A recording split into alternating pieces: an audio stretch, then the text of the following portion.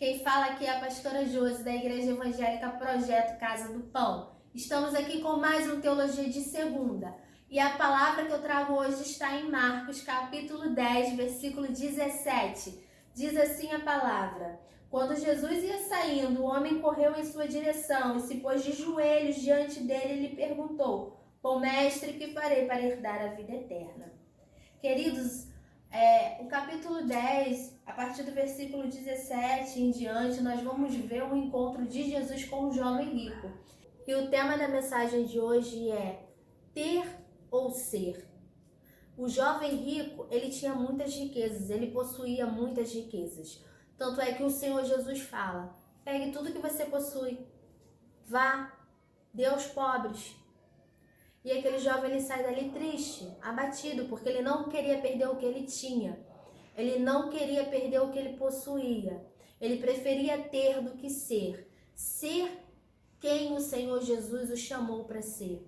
E o Senhor Jesus o chamou para o seguir. O Senhor Jesus o chamou para, de fato, renunciar àquilo que estava impedindo dele ter um relacionamento com ele. Sim, porque se nós observarmos a atitude do jovem rico chegando até o Senhor, dobrando o seu joelho e perguntando o que ele poderia fazer de bom para herdar a vida eterna, eu já entendo que ele não conhece Jesus profundamente, porque quem é salvo não precisa perguntar o que pode fazer para herdar a vida eterna, porque sabe que a salvação é de graça e não é por merecimento, é dom dado por Deus. Nós recebemos sem merecer, porque graça é um favor imerecido. Ele não vivia o papel da plenitude de cumprir o propósito do Senhor, renunciando àquilo onde estava o seu coração, que era nas suas riquezas. Porque talvez você questione: mas pastora, se eu sou rica, eu tenho que vender todos os meus bens para seguir o Senhor? Aí talvez você fale assim: mas eu não sou rica, então eu não preciso vender bens. Eu quero te dizer que o Senhor trata com cada um de forma diferente. Eu não estou dizendo para você vender tudo e seguir ao Senhor. Porque, por exemplo, nós vamos olhar para a Bíblia e nós vamos ver Zaqueu, que era um homem rico. Mas ele doou metade dos seus bens aos pobres. E o Senhor não cobrou isso dele. Na verdade, o Senhor nem cobrou a metade. Nem que ele desse a metade aos pobres. O Senhor não cobrou isso. Porque o Senhor sabia onde estava o coração de Zaqueu. O Senhor sabia que o comportamento de Zaqueu condizia com a sua consciência. Diferente do jovem rico, que teve um comportamento todo religioso de se prostrar diante de Deus, de dizer que observava as leis, de que tinha os bons princípios e cumpria ali os mandamentos, sendo que o seu coração estava no seu tesouro, na sua riqueza. Um comportamento que não estava condizente com a sua mente, porque a mente dele estava cativa às suas riquezas. Ele estava preso a essa idolatria. E o Senhor sabe aonde está o teu coração. A palavra de Deus diz: aonde está o teu tesouro, aí também estará o seu coração.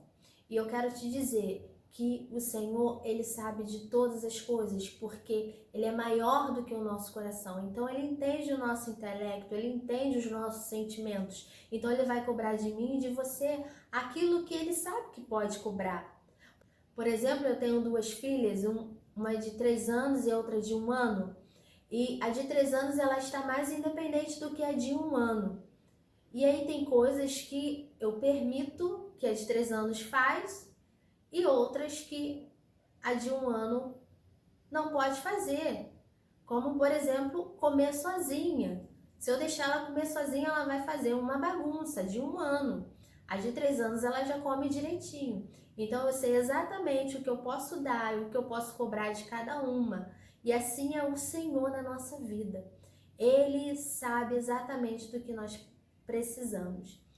E ele organiza, ele coloca tudo no seu devido lugar. Ele que arruma a casa. E quando a casa é arrumada, quando a casa está organizada, tudo fica mais leve, tudo fica mais suave. É claro que Deus se preocupa com as tuas necessidades. Ele não vai deixar você andar nu, descalçado, despido. Não! Sem teto, sem casa para morar. Não! Eu não estou falando disso aqui, queridos. Eu estou falando de você colocar o teu coração em Deus, de você ser em Deus, de descobrir-se como filho de Deus, sabe? E como você pode fazer isso?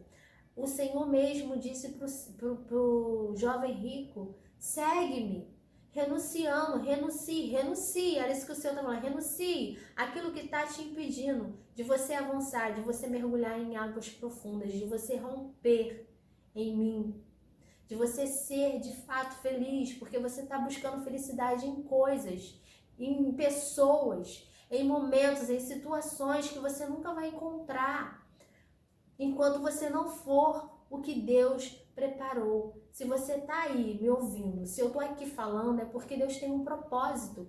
Nós estamos aqui para viver uma vida com propósitos.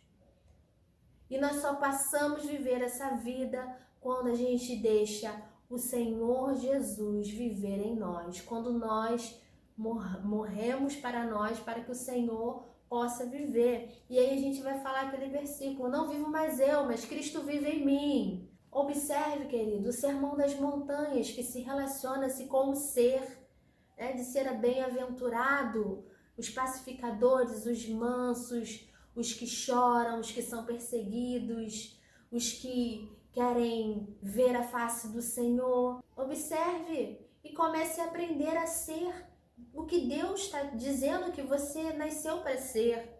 A Bíblia diz quem nós somos. A Bíblia fala ao nosso respeito. Se você quer descobrir a tua identidade, Deus, leia a Bíblia.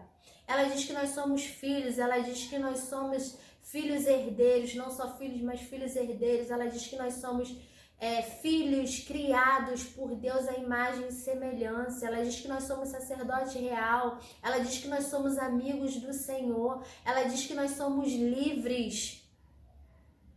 Então nós somos livres.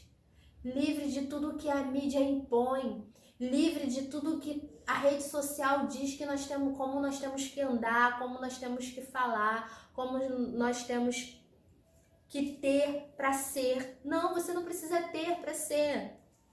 Você precisa só ser e ser aquilo que o Senhor fala que você nasceu para ser, segundo a palavra de Deus. É por isso que é importante você se relacionar com o Senhor lendo a Bíblia, orando, jejuando, buscando todos os dias, um pouquinho de cada vez, todos os dias, um pouquinho, porque Jesus é o teu combustível.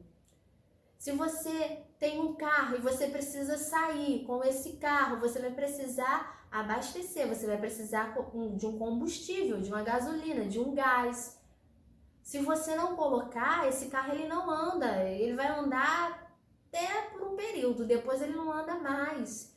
É assim a vida com Jesus. A gente precisa se alimentar, a gente precisa buscar, a gente precisa todos os dias colocar um pouquinho desse combustível na nossa vida, para que a gente descubra, para que o Senhor se manifeste na nossa vida e a gente entenda de fato quem Ele é, quem realmente Ele é e quem realmente nós somos em Deus. E quando nós entendemos a nossa identidade como filho, nós deixamos de nos preocupar com ter e nos preocupamos em ser apenas.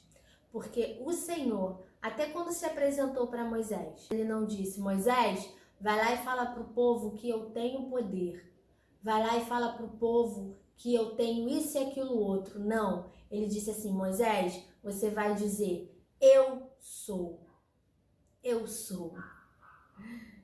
E é sobre isso. É sobre ser, não é sobre ter. Entenda que você é filho em nome de Jesus. A paz do Senhor, meus irmãos. Sou casa de Deus.